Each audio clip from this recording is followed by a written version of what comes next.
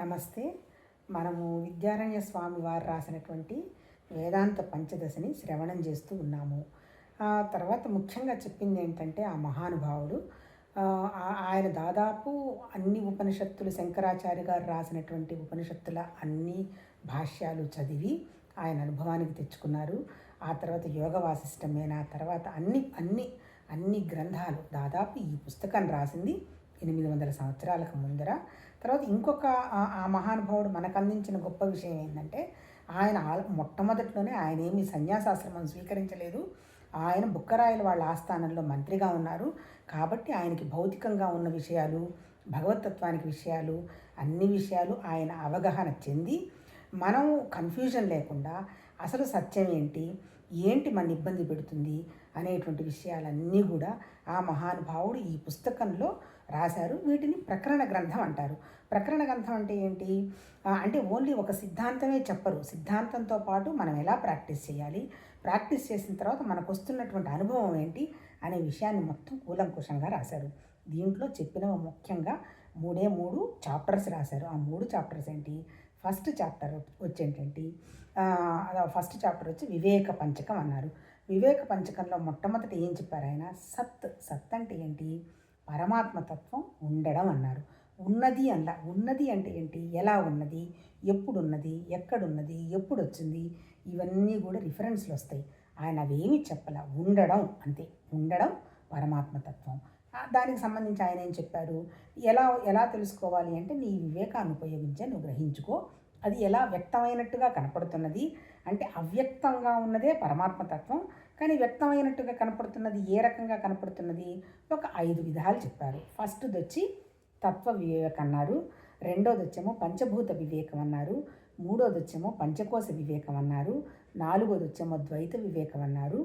ఐదోది వచ్చేమో నాలుగోది వచ్చి ద్వైత వివేకం అన్నారు. ఐదోది వచ్చేమో మహావాక్య వివేకం అన్నారు.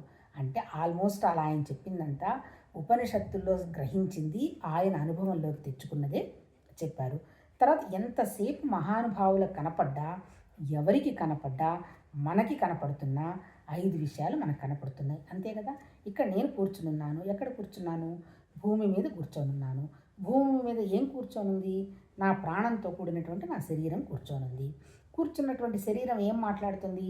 నా లోపల ఉన్నటువంటి జ్ఞానం అనండి, లేకపోతే ఆలోచన అనండి, అది గ్రహించి నోటితో వ్యక్తం చేస్తున్నది. అంతే కదా. అంటే అర్థం ఏంటి? మనకి కనపడుతున్నది ఏంటి? భూమి కనపడుతున్నది. ఈ భూమి మీద ఉన్న నీళ్లు కనపడుతున్నాయి. నీళ్లతో పాటు అగ్ని కనపడుతున్నది. అగ్నితో పాటు గాలి కనపడుతున్నది. గాలితో పాటు ఆకాశం కనపడుతున్నది. వీటన్నిటిని కలిపి పంచభూతాలు అన్నారు. ఈ పంచభూతాల ద్వారా పరమాత్మతత్వం అంటే అంతే కదా. ఈ భూమి మీద కదా జీవరాశులన్నీ ఉన్నది. ఈ జీవరాశులు ఎట్లా ఉన్నాయి? నీళ్లు ఉండడం వల్ల ఉన్నాయి. తర్వాత సూర్య రశ్మి వల్ల మొక్కలు బతుకుతున్నాయి. ఆ మొక్కల నుంచి వచ్చిన ఆహారం జీవులకు అందుతున్నది. అట్లాగే ఈ విషయాన్ని గ్రహించిన జీవులు ఎవరు అని చెప్తాడు? రెండోది వచ్చేసేసి పంచకోశ వివేకం అన్నాడు.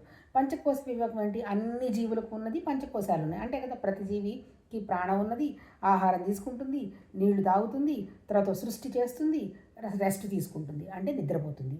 అంతే అన్నిటికీ ఉన్నాయి. కాకపోతే ఈ మానవ జీవికి ఉన్న ఇంకొక గొప్ప లక్షణం ఏంటి?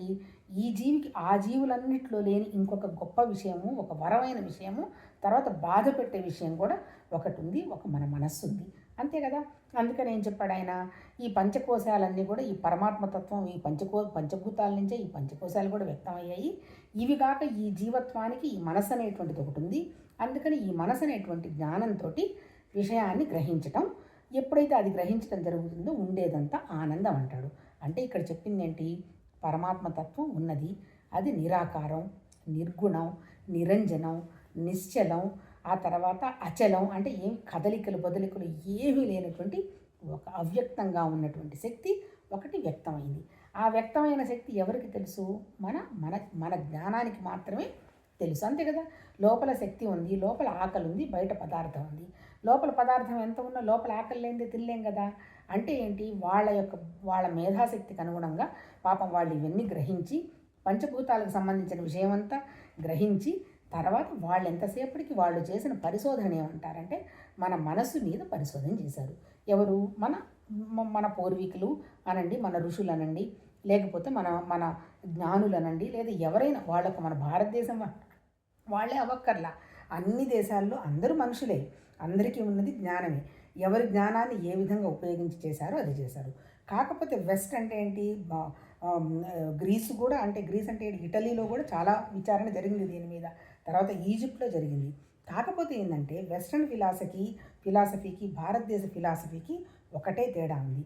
ఏంటి, వాళ్ళ రీజనింగ్ ఏమంటారు, ఒక ప్రపంచం అనేది శాశ్వతమని వాళ్ళు నమ్ముతారు. అందుకని ప్రపంచాన్ని మార్చాలి అంటే సంఘ సేవ చేయాలి, మనుషులందరినీ ఆ స్థితికి తీసుకెళ్ళాలి అనేటువంటి ఫిలాసఫీ వెస్ట్రన్ ఫిలాసఫీ. వేరియస్ మన భారతదేశంలో మన వాళ్ళు చెప్పిన సనాతన ధర్మం ఏంది, ఫస్ట్ నిన్ను నువ్వు ఉద్ధరించుకో, నువ్వు మారు, అసలు నువ్వెవరో నువ్వు తెలుసుకో, నువ్వెవరో నువ్వు ఎప్పుడైతే తెలుసుకున్నావో నీ ద్వారా వ్యక్తమవుతున్నదంతా కూడా భగవతత్వమే, నువ్వే ఆనందం, అంతే తప్ప నువ్వు పరమాత్మ ఆనందం కోసం నువ్వు ఎక్కడికి పరిగెత్తాల్సిన అవసరం లేదు, నువ్వే అదే జ్ఞానము. మరి మిగిలిన ప్రపంచం అంతా ఈ దుఃఖాలు కష్టాలు ఇవన్నీ కనపడుతున్నాయి కదా అని అడుగుతారు.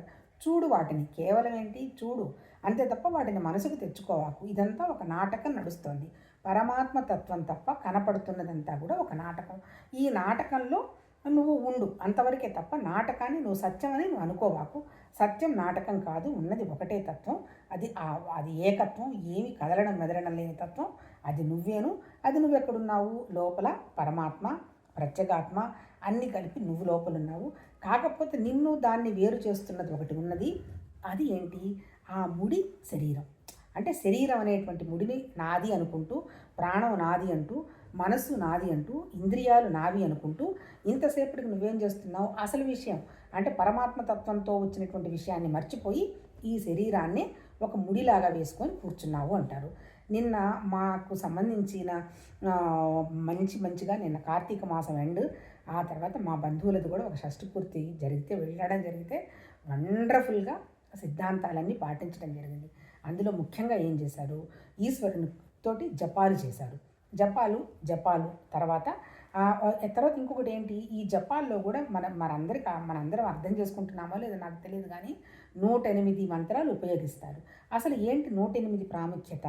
108 ప్రాముఖ్యత ఏంటి అంటే దాన్ని ఏదో 2 రకాలుగా చెప్పినట్టున్నారు. నేను పెద్దగా దీని గురించి అంత విశ్లేషణ చెయ్యలేదు కానీ మనం తీసుకునేటువంటి ఊపిరికి ఆ తర్వాత ఇప్పుడు ఈ నక్షత్రాలు ఉన్నాయి కదా, అంటే ఈ గ్రహాలు తిరుగుతున్నాయి కదా, ఈ నక్షత్రాలు 27 నక్షత్రాలు, వాటికి 4 పాదాలు ఏదో అంటారు.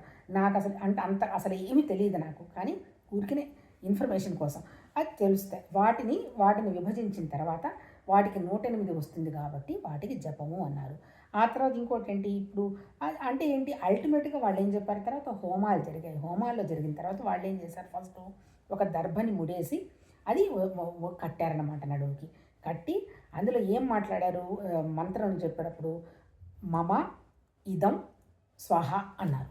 అంటే మమ ఇదం స్వహ అంటే మమ అంటే ఎవరు, నేను, ఇదం అంటే ఎవరు, అది అంటే ప్రపంచం, అంటే తగిలించుకున్నది, అంటే నామరూపాలు, నేను కావచ్చు, నా ప్రపంచం కావచ్చు, వాట్ ఎవర్ ఇట్ మేబీ. అట్లా ఎవరు తగిలించుకున్నారు, ఈ మమ ఇదం అంతా శరీరం తగిలించుకుంది అంతే కదా, లోపల పరమాత్మ తగిలించుకోలేదు కదా. అవన్నీ ఏమన్నారు, స్వాహ అన్నారు. స్వాహ అంటే ఏంటి, హరించిపోయింది అని అనమాట.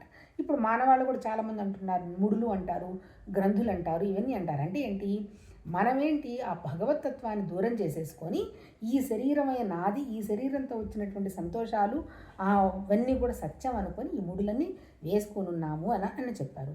మీరు వెనక్కి తిరిగి చూసుకుంటే ఏ పూజా విధానంలోనైనా ఇవన్నీ వదిలించుకోవటానికి సంబంధించిన వ్యవహారమే చెప్తారు. మంత్రంలో కూడా ముందు భగవంతుణ్ణి పిలుస్తారు, తర్వాత మళ్ళీ భగవంతుణ్ణి అంటే లాస్ట్లో చెప్తారు, నీకు జ్ఞానము వైరాగ్యము సిద్ధిరస్తు అంటారు. అంటే జ్ఞాన వైరాగ్యం వస్తే ఏమొస్తుంది, జ్ఞానం వస్తే ఏమొస్తుంది, ఓహో ఇది సత్యం కాదు కదా అని వస్తుంది. తర్వాత ఇంకా ఈ పుస్తకంలో ఈ మహానుభావుడు ఏం చెప్పాడు, ఇది సత్యం కాదు కదా అని సన్యాసాశ్రమానికి వెళ్ళొద్దు అంటాడు. ఎందుకు, పరమాత్మతత్వం నీలో ఉన్నది, ఉండి ఏముంది, అది ఎక్కడో లోపల ఉన్నది, ప్రపంచం సత్యం అనుకుంటూ ఉన్నావు. అంటే ఇప్పుడు నువ్వు చేయాల్సిందేంది, పరమాత్మతత్వాన్ని లోపలించడం కూడా కరెక్ట్ కాదు. అంటే కనపడుతున్న ప్రతిదీ పరమాత్మతత్వం అన్నప్పుడు ఈ పరమాత్మతత్వం జరుగుతున్నటువంటి ప్రపంచం కూడా కలవడం కరెక్టే అంటాడు. అంటే కదా, నా శరీరం ఉంది ఏమీ లేదు అని కూర్చుంటే నాకు ఆకలేస్తుంది కదా, మరి అంతా పరమాత్మతత్వంలో ఉన్నప్పుడు నాకు ఆకలేయకూడదు, నాకెవరి మీద ప్రేమ కలగకూడదు, నేను ఎక్కడో ఉండడం కదా. అది వాళ్ళు చెప్పలే ఆ మహానుభావులు. ఇట్లా ఏంటి, ఇటు భగవతత్వాన్ని ఇటు ప్రపంచాన్ని 2 పిల్లర్స్గా పట్టుకో, అంటే 2 రెక్కల మీద ఎగురుతూ వెళ్ళు, అంతేకాని ఒక్కటి వదిలేస్తే మళ్ళీ అది కరెక్ట్ కాదు. అంటే ఏంటి, వాళ్ళు చెప్పదలుచుకున్నది ఏది ఎక్స్ట్రీమ్లోకి వెళ్ళొద్దంటాడు. నేను 10 రోజులు ఉపవాసం చేసి ఎక్కడికో వెళ్ళిపోతాను, ఇటువంటివన్నీ కరెక్ట్ కాదు. చెయ్యి. ఏం చేస్తున్నా ఏంటి, నీ మనసు మీద ముద్రలు ఏర్పాటు చేసుకుండా చెయ్యి. అంటే సహజంగా చెయ్యి. సహజంగా ఎలా నిద్రపోతాము అంతే. అంటే అలాంటిది అని అంటే ఇప్పుడు మనం మాట్లాడుతున్నది ఏంటి, సో పంచభూతాలు అయిపోయినాయి. పంచభూతాల్లో పంచభూతాలు అయిపోయినాయి, పంచకోశాలు మనకు సంబంధించిందని చెప్పారు. మూడోది వచ్చి ఏం చెప్పారు, తర్వాత ద్వైత వివేకం చెప్పారు. అంటే పరమాత్మను ఎక్కడో భగవంతుడు కూర్చొని ఈశ్వర సృష్టి, అమ్మవారి సృష్టి ఇదంతా కూడా ఏమీ లేదు, ఉన్నదంతా పరమాత్మ తత్వమే. లోపల ఉన్నదేమో శక్తి, ఆ బయట కనపడుతున్నదేమో పదార్థం అన్నాడు. ఆ లోపల ఉన్న శక్తికే దేవత అని పెట్టారు, బయట కనపడుతున్న పదార్థానికేమో భూతము అని చెప్పారు. మళ్ళీ ఇంకా అద్భుతంగా అంటే ముందుకెళ్ళి చెప్దాం అని చెప్పి, ద్వైతంలో ఎక్కడ ఏమి సృష్టి లేదు, సృష్టి వ్యక్తమవుతున్నట్టు కనపడుతున్నది, అది నీలోనే ఉన్నది, అంటే నువ్వు చూసే దృష్టిని బట్టే దృష్టి ఉన్నది అని చెప్తూ మహావాక్య వివేకానికి వస్తారు. మహావాక్య వివేకం ఏం చెప్తారు, ఉన్నదంతా ఒకటే, ప్రజ్ఞానం బ్రహ్మ. అంటే ఆ భగవతత్వం ఏ రూపంలో ఉంది, ప్రజ్ఞ రూపంలో ఉంది. ప్రజ్ఞ అంటే జ్ఞానం, అది నీ దగ్గరే ఉన్నది. ఆ తర్వాత రెండోది ఏం చేశారు, తత్వమసి అన్నాడు. అంటే నువ్వు చూస్తున్నది పరమాత్మతత్వమే, నువ్వు పరమాత్మతత్వమే. అంటే భగవతత్వం కానిది ఏది లేదు అని తత్వమసి అన్నారు. మూడోది ఏం చెప్పారు, అహం బ్రహ్మాస్మి అన్నారు. అంటే నేనే బ్రహ్మం, ఇంకొకళ్ళు ఎవరు లేరు, ఆ బ్రహ్మం నేనేనని చెప్పారు. అంతేగా నా ప్రాణం ఉందనుకో, నాలో భగవతత్వం ఉండబట్టేగా ప్రాణం ఉంది, ఈ ప్రాణం లేదనుకో శవమే కదా. ఆ తర్వాత నాలుగోది ఏం చెప్పారు, అయమాత్మ బ్రహ్మ అన్నారు. అంటే బ్రహ్మత్వం కానిది ఏదీ లేదు అని చెప్పారు. అంటే ఏంటి, మంచి చెడు అంటూ ఇక్కడ ఏం చెప్పాల, ఉన్నదంతా భగవతత్వమేనని చెప్పారు. అది సత్ అయిపోయింది. రెండోది ఏం చెప్పారు, చిత్తులో ఏం చెప్పారు, మొదటి దాంట్లో ఏం చెప్పారు, నీ వివేకాన్ని ఉపయోగించి దీన్ని నువ్వు కనుక్కో, 99 విశేషాలే, ఒక్కటే సామాన్యం. అంటే ఏంటి, ఏ విశేషాలు లేనటువంటిది సామాన్యం పరమాత్మతత్వం, విశేషాలతన్నితో కూడుకున్నదంతా ప్రపంచం కానీ, నామరూపాలు కానీ, క్రియలు కానీ, దాన్ని నీ యొక్క బుద్ధిని, తెలివిని, జ్ఞానాన్ని ఉపయోగించి విడదీసి తెలుసుకో అని చెప్పి ఆ టాపిక్ ముగుస్తూ రెండోది ఏంటి, చిత్తుకు సంబంధించి చెప్పారు. చిత్ అంటే ఏంటి, జ్ఞానం. దీని పేరు ఏం పెట్టారు ఆయన, దీప పంచకం అని పెట్టారు. అంటే ఏంటి, జ్ఞానం ఎప్పుడైతే రావాలంటే ఎట్లా పోతుంది, చీకటి ఎలా పోతుంది, దీపం వెలిగిస్తే పోతుంది. అట్లాగే నువ్వు తయారు చేసుకున్నటువంటి ఈ ముడులన్నీ ఎలా పోతాయి, జ్ఞానం వస్తే పోతుంది. మరి ఎట్లా అంటే ఆ జ్ఞానాన్ని వెలిగించుకో అనేది చెప్తూ దాంట్లో 5 టాపిక్స్ చెప్పారు. ఏం చెప్పారు, చిత్రదీప ప్రకరణం, తృప్తిదీప ప్రకరణం, నాటక దీప ప్రకరణం, ధ్యానదీప ప్రకరణం అని చెప్పేసేసి తర్వాత కూటస్థ దీప ప్రకరణం అని 5 చెప్పారు. ఈ 5 యొక్క సారాంశం ఏంటి, ఈ ప్రపంచం అంతా ఒక నాటకం ఉన్నది. ఎవరికి ఉన్నది, ఏ దృష్టితో చూసే వాళ్ళకి ఆ దృష్టితో ఉన్నది, కానీ అది సత్యం కాదు. ఆ సత్యం కాదనేటువంటి అంటే ఇప్పుడు నాటకం, సినిమా చూస్తున్నాం, అవి నిజమా, రారు పాత్రలు వస్తాయి వెళ్ళిపోతాయి కదా. అలానే నువ్వు ప్రపంచాన్ని చూస్తూ లోపల ఉన్నటువంటి పరమాత్మతత్వం పని జరుగుతున్నటువంటి భావనలో కనుక ఉన్నావు అంటే ఏ రకమైన ఇబ్బంది ఉండదు. మరి శరీరం ఉంది కదా అంటే, ఈ శరీరం అనేది ఒక ఉపాధి, దానివల్ల ఏమంటారు, ఈ ఉపాధి అనేది ఈ ప్రారంధం వల్ల ఉన్నది. అందువల్ల దీని గురించి కూడా పెద్ద నువ్వు టెన్షన్ పడాల్సిన అవసరం లేదు. ఏది ఏ టైంలో వస్తుందో పోతుందో అవసరం లేదు. శరీరం అనేది ఇది ఒక నాటకం అనుకున్నప్పుడు, నువ్వు ప్రపంచం నాటకం అన్నప్పుడు, ఇది కూడా నాటకం అన్నప్పుడు నువ్వు స్వచ్ఛంగా ఏ విషయం పట్టించుకోకుండా ఎంతవరకు నీ ద్వారా పని జరగాలో అంతవరకు చేస్తూ ఉండు. దీనికి మరి ఎట్లా చేయాలి అంటే, దీనికి ఉన్న నీకు ఒకటే ఒక ఆయుధం, నీ జ్ఞానము. ఈ జ్ఞానంతో వెలిగించు. కానీ పరమాత్మతత్వం అనేది లోపల ఉన్నది, అది ఒక పెద్ద దీపం, కదలకుండా ఉన్నది, పైన జరుగుతున్నదంతా ఒక నాటకం. ఆ దీపంతో ఉండి ఈ నాటకం జరిగేట్టు చూడు అని రెండోది చూపించాడు. ఇప్పుడు మనం మాట్లాడుతున్నది ఏంటి, మూడోది వచ్చి ఆనంద పంచకం. అల్టిమేట్ ఏంది, ఇది ఇప్పుడు బ్రహ్మానందం ఈరోజు కన్క్లూజన్ చేశారు.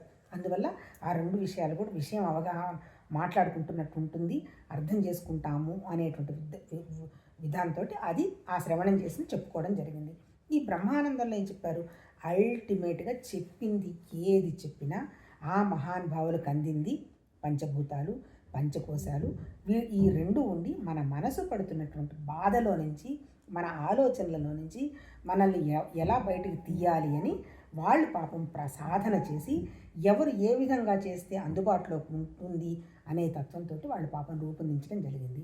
చివరికి ఇక్కడ ఏం చెప్తారు, ఇప్పుడు ఈ విషయం అంతా ఇప్పుడు నేను ఆనందంగా ఉన్నానా, దుఃఖంగా ఉన్నానా, సంతోషంగా ఉన్నానా అనేటువంటి విషయానికి కావాలి అంటే నా చేతిలో ఉన్న పరికరం ఏంటి అంటే ఏంటి, ప్రమాణం, ప్రమేయం అని 2 పదాలు వాడారు. మనం ఇప్పుడు భౌతిక జీవనం కనుక ప్రపంచంలో చూస్తే ఏం చేస్తాం, మనం ఫస్ట్ ప్రమేయం చూస్తాం. ప్రమేయం అంటే ఆబ్జెక్ట్, అంటే ప్రపంచాన్ని చూస్తాం.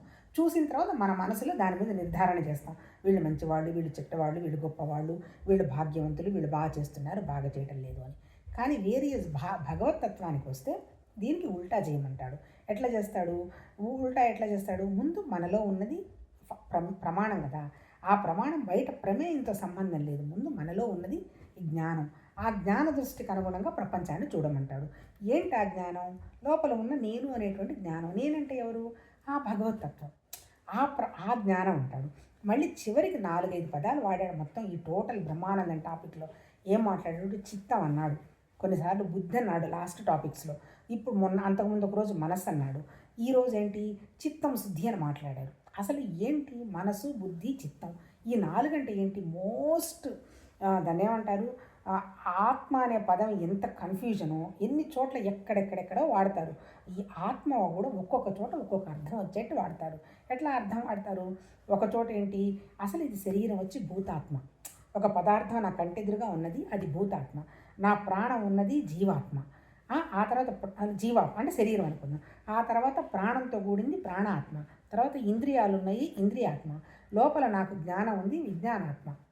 అంటే ఏంటి? ఇవన్నీ ఆత్మ అంటే ఏం లేదు, సర్వత్రా వ్యాపించి ఉన్నది. ఈ శరీరం మీద కూడా వ్యాపించి ఉన్నది ఏంటి? ఆత్మ కదా. ఆత్మ అంటే ఏం లేదు, మళ్ళీ అల్టిమేట్కి వెళ్తే జ్ఞానం.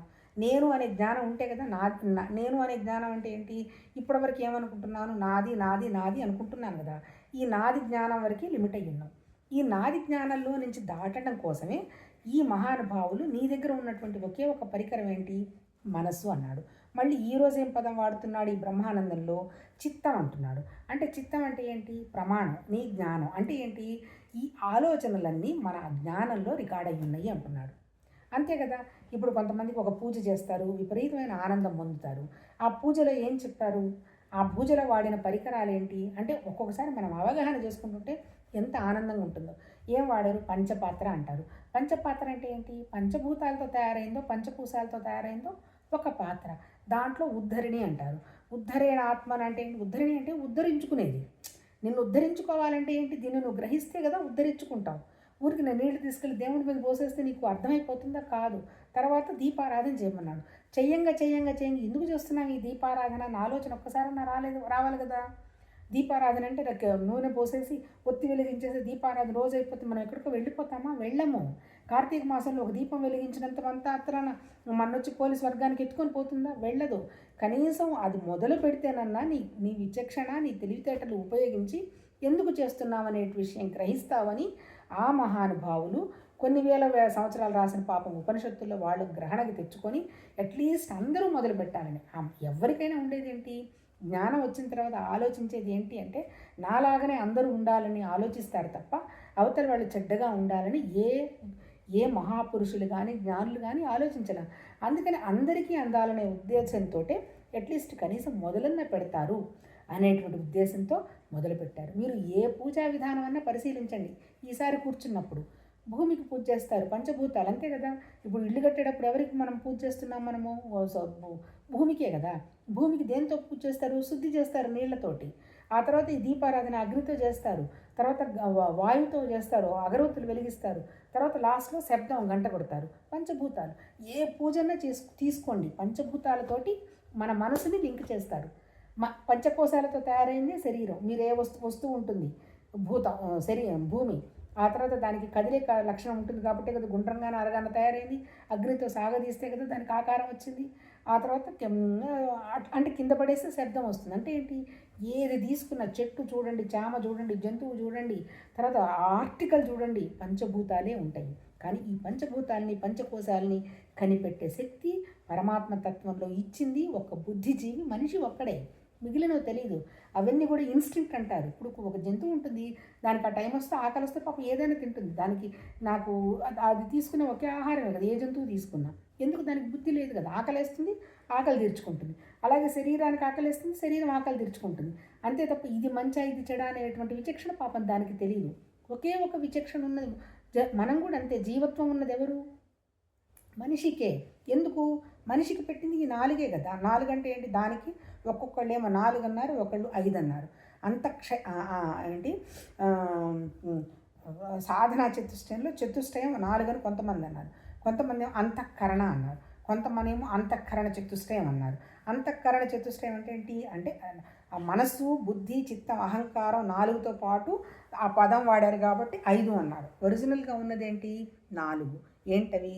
మనసు, బుద్ధి, చిత్తం, అహంకారం. చిత్తం అంటే ఏంటి వాళ్ళు చెప్పింది? జ్ఞానం. అంటే ఏదైనా సరే ఒక్కొక్కళ్ళు ఒక్కొక్క రకంగా చేస్తున్నారు అంటే వాళ్ళ జ్ఞానంలో వాళ్ళ ఆలోచనలన్నీ స్ట్రాంగ్గా రికార్డ్ అయి ఉన్నాయి. ఉండబట్టే కదా జరుగుతున్నాయి. ఆ తర్వాత దానికి అనుగుణంగానే వాళ్ళకి ఆలోచనలు వస్తాయి. ఆ ఆలోచనలనే సంకల్ప వికల్పాలంటారు మనస్సు. తర్వాత వాళ్ళ బుద్ధికి గనక ఏం చెయ్యాలి అనే పద్ధతిని ప్రకారమే ఆ బుద్ధి ఈ సంకల్ప వికల్పాలను పట్టుకొని ప్రోత్సహిస్తుంది. అది శరీరం ద్వారా వ్యక్తమవుతుంది. అంటే ఏంటి? ఫస్ట్ అన్నిటికీ మూలం ఏంటి? మన ఆలోచన. ఆలోచనకి మూలం ఏంటి? మనం ఎప్పుడో ఏర్పాటు చేసుకున్నటువంటి మన జ్ఞానం. జ్ఞానంలో ఉన్నటువంటి అవి ఆలోచనలే. అంటే దానికి అనుగుణంగానే మనకు ఆలోచనలు వస్తూ ఉంటాయి. దానికి మహానుభావులు ఇప్పుడు ఈ బ్రహ్మానందంలో ఆయన ఏం చెప్పాడు? మూలం నుంచి తీసేయాలంటాడు. అంతే కదా, పైపైన ఆలోచనలు తీస్తాము. ఇప్పుడు మనం చేస్తున్న ఈ పై పూజా విధానాలన్నీ పైపైనే కదా. కొంతసేపు చేశాము, ఒక తృప్తి వచ్చింది. లేదా మంచి భోజనం చేశాము, కాసేపు తృప్తి వచ్చింది. మళ్ళీ మామూలు అయిపోతుంది కదా. అలా కాకుండా అసలు మూలం ఎందుకు చేస్తున్నాం మనం, అసలు ఏంటి విషయం అనేటువంటి విషయాన్ని గ్రహించమంటాడు. ఈ మూలానికి వెళ్ళి గ్రహించాలంటే ఏంటి? ఉన్నది అధిష్టానం అంటాడు. అధిష్టానం అంటే ఏంటి? అవ్యక్తం కాకుండా ఉన్నటువంటి ఒక శక్తి ఉన్నది. దానికి ఆయన వాళ్ళు ఏం ఉదాహరణలు ఇస్తారు? ఉదాహరణలు ఇవ్వండి మనకు అర్థం కాదు కదా. అందుకే నేను చెప్తాడు జలము అంటాడు. జలం అంటే ఒక నీళ్లు ఉన్నాయి. ఆ నీళ్లలో ఏమున్నాయి? అలలు ఉన్నాయి. అలల తర్వాత బుడగలు ఉన్నాయి. అంటే జలం సముద్రం ఉంది. ఇప్పుడు ఏంటి అంటే ఈ అలలు వస్తూ ఉంటాయి, పోతూ ఉంటాయి, బుడగలు వస్తూ ఉంటాయి, పోతుంటాయి. జలం ఎలా ఉంది? కదలకుండా ఉంది. అంటే ఏంటి? జలంలో జరిగినటువంటి మార్పులన్నీ జలంగానే ఉంది. ఈ మార్పులన్నీ మన రూపాలు, మన శరీరం అంటారు. మారకుండా ఉన్నదేంటి? లోపల ఉన్నటువంటి మన భగవతత్వం, పరమాత్మతత్వం అంటాడు. దానికి ఇంకో ఉదాహరణ ఏం చెప్తాడు? పదార్థం, ద్రవ్యం అంటాడు. ద్రవ్యం అంటే ఏంటి? మనకు తెలుసో తెలియకుండా మన వాళ్ళు అద్భుతమైన పదాలు ఉపయోగించారు. ద్రవ్యం అంటే బంగారం అంట. ఆ బంగారం ఉంది కదా, ఈ బంగారం అనేది నాకు సపోజ్ ఒక వడ్రాణం ఉందనుకున్నాను. వడ్రాణం ఏంది? మొరటుగా ఉంది, బోరు కొట్టింది అనుకున్నాను. దాన్ని వెంటనే ఒక చంద్రహారం చేయించుకున్నాను.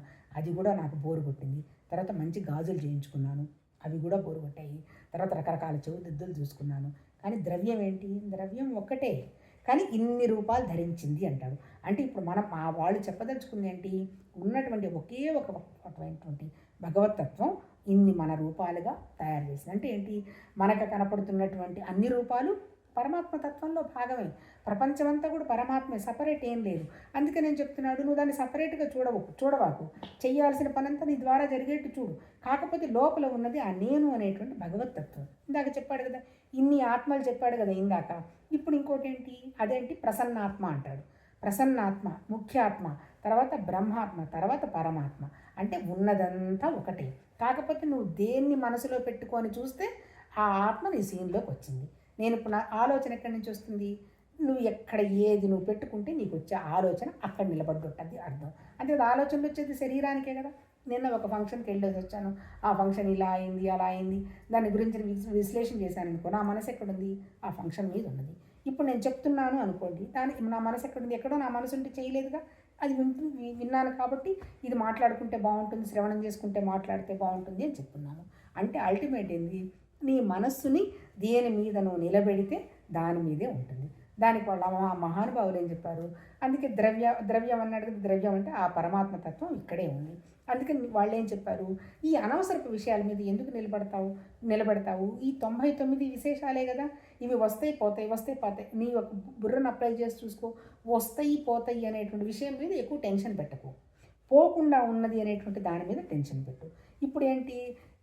తర్వాత ఇంకోటి, ఇందులో మనం మాట్లాడుతున్న టాపిక్ బ్రహ్మానందం కదా. ఇక్కడ ఆ మహానుభావుడు చెప్పింది బ్రహ్మానందం అంటే ఏమని చెప్పాడు?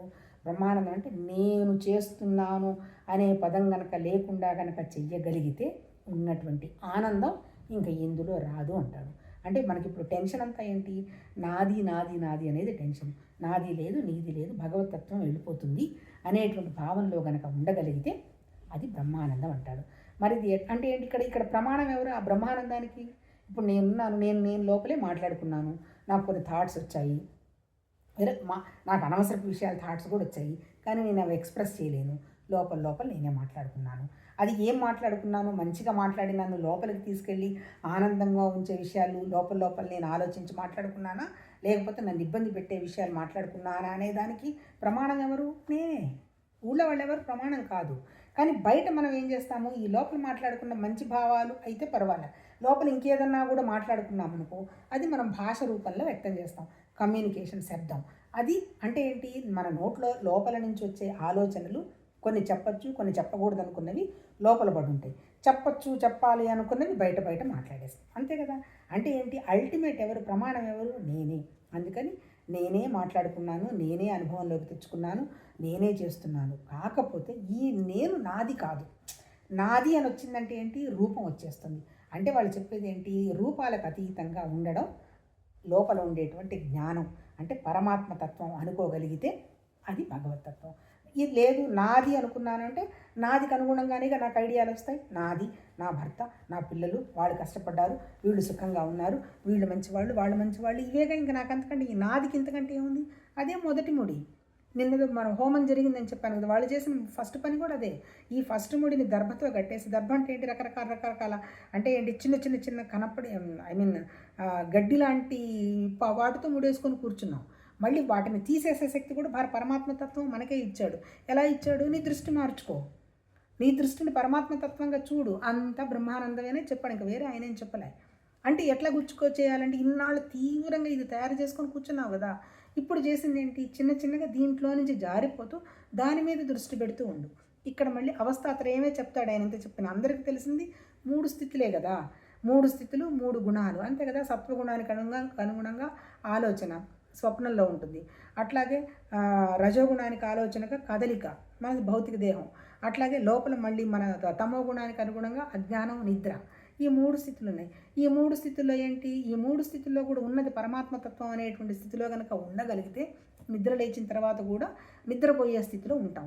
అయితే ఏంటి, నిద్రపోయే స్థితిలో ఉండే అజ్ఞాన స్థితిలో కాదు, నేనే పరమాత్మతత్వం అనేటువంటి భావాన్ని కనుక నువ్వు పెట్టుకోగలిగితే, నిద్ర లేచిన పని జరుగుతున్నా, ఆలోచనలు వస్తున్నా, తీవ్రంగా నిద్రపోతున్నా నీ మనసు ఆ సంకల్పం మీదనే ఉంటుంది. ఎందుకు అలా ఉండకుండా చేస్తుంది అంటే, తీవ్రత లేదు కదా. ఇప్పుడు నువ్వు భౌతికంగా చూసుకున్నా, ఆధ్యాత్మికంగా చూసుకున్నా, నీ మనసు దేని మీద లింక్ చేస్తే, దానికి అనుగుణంగా పనిచేస్తే దానికి వచ్చే ఫలితం వచ్చేస్తుంది. డబ్బు సంపాదించాలనుకున్నాం, సంపాదించాలనే విషయం మీద ఆలోచన పెట్టాము, సంపాదిస్తాం, ఫలితం వచ్చేస్తుంది. అంతే కదా. ఊరికి ఆలోచన పెట్టినంత మాత్రాన రాదు కదా, దానికి కృషి చేస్తాం. అట్లాగే ఇప్పుడు మనం చేయాల్సిన కృషి ఏంటి, 24 గంటలు ఆనందంగా ఉండగలగాలి. 24 గంటలు ఎప్పటికీ మనం ఆనందంగా ఉండాలి. ఎప్పటికీ ఆనందంగా ఉండాలి అంటే ఏంటి, బ్రహ్మానందంగా ఉండాలి అంటే ఏంటి, ఒక వస్తువుతోటో ఒక మనిషితోటో సంబంధం లేనటువంటి ఆనందం మన మనసులో నుంచి ఉప్పొంగుతూ ఉండాలి. ఎప్పుడు ఉప్పొంగడం జరుగుతుంది, మన మనస్సుని ఈ నేనే శరీరం అనేటువంటి భావంలో నుంచి బయటకు తీసుకొచ్చి, లోపల ఉన్నది పరమాత్మతత్వం తప్ప, పరమాత్మతత్వం అన్నా భగవతత్వం అన్నా ఆత్మ అన్నా ఏం లేదు. నిరాకారం, జ్ఞానం సర్వత్రా వ్యాపించున్నది. దానితోనే, అది నాతోనే ఉన్నది, ప్రపంచం దానితోనే ఉన్నది, అది లేని స్థలం లేదు, అంతా అదేనని మంచికైనా సుఖానికైనా దుఃఖానికైనా మన మనసు ఉండగలగాలి. మనసు ఉండగలగాలి అంటే ఏంటి, మనసు నిష్కల్మషం కావాలి అంటాడు. ఎప్పుడు మనసు నిష్కల్మషం అయితే తప్ప బుద్ధి వికాసం జరగదు అంటాడు.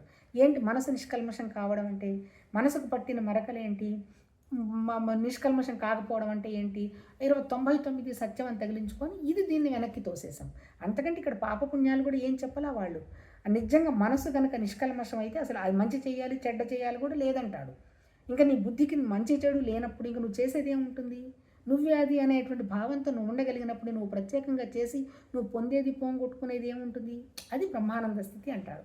ఆ స్థితి అనేది ఇంకా ఏం చెప్తాడు, ఈ అనుభవాన్ని నువ్వు ఎవరికి ట్రాన్స్ఫర్ చేయలేవు. ఉత్తమాట ఊరికి నువ్వు నోటి మాట ద్వారా, అమ్మ నువ్వు బ్రహ్మత్వ భావంలో ఉండు, బ్రహ్మత్వాన్ని గురించి భగవతత్వాన్ని గురించి నువ్వు 24 గంటలు ఆలోచన చెయ్యి, ఏదో 15 నిమిషాలు ధ్యానం చేసి మిగిలిన 23 గంటలు కొట్లాటలు పెట్టుకోను, రియాక్షన్స్ తీసుకోను, అనవసరమైపోయిన కోరికలకు పరిగెత్తితేను నువ్వు సాధించేది వచ్చేది ఏమీ లేదు.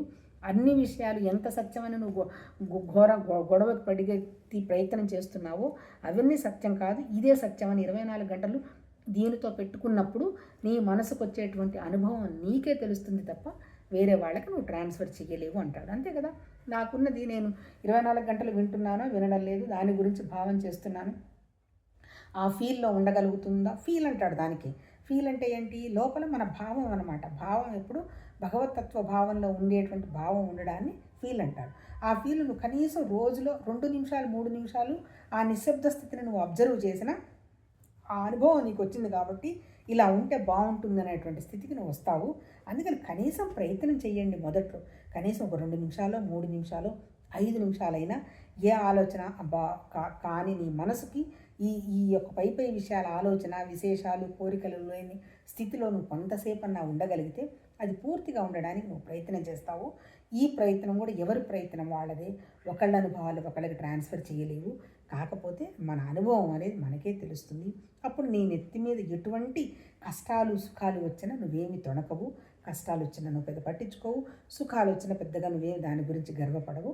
కాకపోతే ఇవేవి వదలండి, నువ్వు సన్యాసాశ్రమం పొమ్మని చెప్పటం మా ఉద్దేశం కాదు. ప్రపంచాన్ని పరమాత్మ తత్వాన్ని బ్యాలెన్స్ చేస్తూ ప్రపంచం పనులు జరుగుతూ ఉన్న అంత బ్రహ్మానందమేనో పరమాత్మ తత్వం ఇంకొకటి లేదు అనేటువంటి భావము నీ మనసులో ఎప్పుడైతే ఉంటుందో దానికి సంబంధించిన సంభాషణ జరుగుతూ ఉంటుంది. దాంట్లోనే ఉంటావు, ఆ అనుభవంలోనే ఉంటావు అంటాడు. మరి అది నేను 24 గంటలు ఉండగలనా అంటాడు. అబ్సల్యూట్గా ఎవ్వరూ ఉండలేరు. ఎవరు? ఈ ఉపనిషత్తులు రాసినటువంటి మహానుభావులే ఉండడం జరగదు అని చెప్పారు. అంటే ఇప్పుడు మనకేంటి, మనం అంత టెన్షన్ పడక్కర్లా. అంటే 24 గంటలు నేను దైవత్వంలోనే ఎవరిని నాకు సంబంధించిన వాళ్ళకి ప్రిఫరెన్స్ ఇవ్వకుండా నేను అనేటువంటి విషయాలు వాళ్ళు ఏం చెప్పలే, ఉండక్కర్లేదు. కాకపోతే ఏంటి, ఎప్పుడైతే నువ్వు ఈ ప్రాక్టీస్లో ఉంటావో నీకు వెంటనే విషయం తెలిసిపోతుంది. అంతే కదా. ఇప్పుడు నాకు బాగా కోపం వస్తుంది, లేకపోతే బాధ వస్తుంది, అనుకున్నవి జరగట్లేదనే బెంగ వస్తుంది. దాంట్లో మనం స్థిరపడి నిలబడి ఉండడం జరగదు. ఒక 2 నిమిషాల్లోనే నీకు విషయం తెలిసి నీ భగవతత్వంలోకి నువ్వు వచ్చేస్తావు. నీకు ఉపాధి ఉన్నంత వరకు అది సహజమే, దానికంత నువ్వు టెన్షన్ పడాల్సిన అవసరం లేదు. ఈ స్థితే నీది అద్భుతమైన స్థితి, అందరికీ రాదు ఇది. ఎందుకు అంటే ఇది ఒక గుహ్యమైనటువంటి శాస్త్రము. కాకపోతే అది ఒకళ్ళకి చెప్పినా, మనం అనవసరంగా వీళ్ళు చెప్పినా అర్థం కాని వాళ్ళకి చెప్పితే అది అర్థం కాదు. వాళ్ళ స్థితి అదే ఉంటుంది. కాకపోతే ఏంటంటే ఎవరైనా వచ్చి ఈ స్థితిలో ఉండి ఈ విషయాలు కనుక నీతో మాట్లాడగలిగితే మీరు మాట్లాడచ్చు, తప్పులేదు అని ఆ రోజుల్లో 800 సంవత్సరాలకు ముందు ఆ మహానుభావుడు చెప్పాడు. ఇప్పుడు యూట్యూబ్ వచ్చింది. ఇప్పుడు భగవంతుడి దయ వల్ల రిస్ట్రిక్షన్స్ అన్నీ ఏమీ లేవు.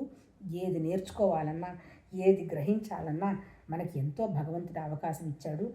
అల్టిమేట్ ఏంటంటే మన మనసుని నిశ్చలంగా పెట్టుకొని, మన మనస్సు కానీ, బుద్ధి కానీ, చిత్తం కానీ వీటిని నిష్కల్మషంగా పెట్టుకొని, ఆ నిష్కల్మషంగా పెట్టుకోవటం అంటే ఏంటి, ఎక్కువ వస్తువుల మీద కనుక వ్యామోహం లేకపోతే ఆ కోరికలు మనకి ఉండవు. మన మనసు కనుక నిష్కల్మషంగా, ప్రశాంతంగా, బ్రహ్మీ భావనతో కనుక ఉండగలిగితే మనకి వస్తువుతోటో మనుషులతోటో సంబంధం లేదు. మనం బ్రహ్మానంద స్థితిలో ఉండడం జరుగుతుంది అని మళ్ళీ ప్రపంచాన్ని వదిలేసేదో నువ్వు ఏదో ఎక్కడో కూర్చొని నేను ఏదో ఒక అతీతమ వ్యక్తి నన్ను అనుకోవాకు. ప్రపంచంతో ఉంటూ, ప్రపంచంతో సరదాగా ఉంటూ, ప్రపంచం ఇచ్చిన విషయాలన్నీ అనుభవిస్తూ, కాకపోతే ఆ ప్రపంచం నిన్ను ఇబ్బంది పెడుతుంది, అయ్యో నేను ఇక్కడ ఇలా జరుగుతుంది అలా జరుగుతుంది అనేటువంటి ఆలోచనలు పెట్టకుండా 24 గంటలు ఆ బ్రహ్మత్వ భావంతో కనుక నువ్వు లింక్ అయి ఉన్నావంటే అంతకంటే బ్రహ్మానందం ఇంకొకటి లేదు. నువ్వే ఆనందం, నువ్వే బ్రహ్మానందం, నువ్వే ప్రేమ అయినప్పుడు జరగాల్సినవన్నీ కూడా వ్యక్తమైపోతూ ఉంటాయి. ఎందుకంటే దేవత అనేది శక్తి, ఆ శక్తి యొక్క రూపంలో లోపల ఉన్నటువంటి పరమాత్మ శక్తి ఉన్నది కాబట్టి పదార్థంగా అంటే అది వ్యక్తం అవుతూ ఉన్నది కూడా, అది కూడా భగవతత్వం యొక్క శక్తే కాబట్టి ఉన్నదంతా ఒకటేననేటువంటి విషయం గ్రహించుకుంటే బ్రహ్మానందమేను, అంతకంటే అద్భుతం ఇంకోటి లేదు అని ఈరోజు బ్రహ్మానందం టాపిక్ మిగిల్చారు. ఇంకా ఉన్నాయి, విషయానందం ఉంది, అద్వైత ఆనందం ఉంది, ఆత్మానందం ఉంది, యోగానందం ఉంది. వాటిలో ఆ మహానుభావుడు ఏం చెప్తాడో చూద్దాము. ఏం లేదు, అల్టిమేట్ ఏం లేదు, మనస్సుని అనవసరపు విషయాలన్నింటిలో నుంచి మళ్ళించి ఒకే విషయం మీద కనుక తెస్తే మిగిలిన విషయాలన్నీ పడిపోతాయి. కాకపోతే మాకేమి రాదా అంటే, నిజం చెప్పాలంటే ఈ పరమాత్మ తత్వంలో ఎవరైతే ఉంటారో మిగిలినవన్నిటి గురించి ప్రయత్నం చెయ్యక్కర్లా, అవన్నీ అయిపోతాయి. దాన్ని బై ప్రోడక్ట్ అంటారు. అంటే మనం ఇవి కోరుకోకపోయినా వీటికి సంబంధించినవన్నీ కూడా రావడం జరుగుతుంది. ఎప్పుడూ ఆనంద స్థితి ఉండేటువంటి అవకాశం ఆ పరమాత్మ తత్వంలో ఉంటూ వ్యక్తమవుతూనే ఉంటుంది. ఎంతసేపటికి ఏంటంటే అది మనం వ్యక్తం చేయటమే తప్ప దానికోసం పరిగెత్తేది కాదు. అది మనలోనే ఉంది, అది మనమే అని గ్రహించడమే బ్రహ్మానందం. ఇక్కడ మళ్ళీ ఆ అహంకారం అంటే ఏంటి, నేనేదో చేస్తున్నాను నా వల్లే అవుతుంది అనేటువంటి విషయం వదిలిపెట్టడం అనేటువంటిది బ్రహ్మాండమైన అనేది అనుభవం. అది ఎవరికి వాళ్ళకే ప్రమాణం, పక్కవాళ్ళు చెప్తేనో ఇంకోటో కాదు అని మహానుభావుడు ఈరోజు బ్రహ్మానంద టాపిక్ ముగించారు. చూద్దాం రేపు ఎక్కడ ఏం చెప్తారో. నమస్తే.